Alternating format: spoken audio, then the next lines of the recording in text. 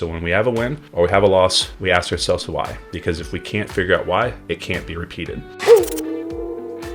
I think once you start making all those calls and sifting through those variables, you're going to have a lot more conversion rates with those calls. But now you're going to go out there and what do?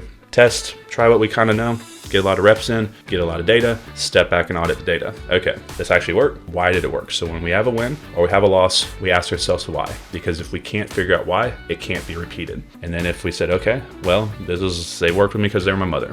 Okay, no, they worked with me because they were going to use another agent. And then I said this, which brought them to this website, to this information, and I showed them this, and that changed their perception, and they built a trust in me, and they went with me, right? I brought them data, I brought them information, or they came with me and they went with me because I look like their son, or whatever it is. Figure out why, because weird things happen. People will choose you for all sorts of reasons. What you look like, what you sound like, how you act like, your background, your statistics, so people either work with you because they like you or because they respect you. It's very important to understand this. They could like you, meaning they just feel like you're gonna be easy to work with, but they know that you may not be the best person to actually work with, meaning they know you're not the number one agent in the marketplace, but they chose you because your likability. Also because they felt that you're not going to be overwhelmed with time, that you can work with them, right? Some people don't want some high-powered agent. I know this for a fact. Like some people don't want to go with the number one person. They want to go with someone that they know can put attention on it, right? And then vice versa. Some people will hire someone that's like a Dan Pena, and he actually, it's a little bit of shtick, but he is that hard.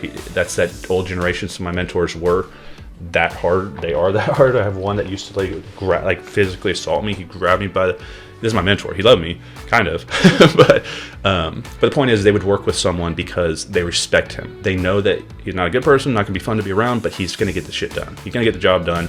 He's gonna put the check in the bank account. So you need to have both those understandings. The best is to do what? Be liked and respected. So if we go in and they have respect for us, but they also like us, your conversion rate is going to be massive. And your referral rate on the back end, meaning how many people they share to you.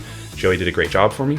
That's your back end income stream. So you're on the front end, you're investing time and money to create a front end lead that hopefully we convert. And then once we have the leads that we convert, we under promise, over deliver. We always do the best we can, because when we do the best we can, what do? They tell everybody else, this guy did the best he could. And that's what people want to hire, the best that they can, or at least the person that they're hiring is going to at least do the best they can. So with your lenders or your other clients, so what happens is you'll start to become a family realtor. So like my girlfriend, she's got one family that every year does like 3 or 4 list transactions with, because extended family, things like that.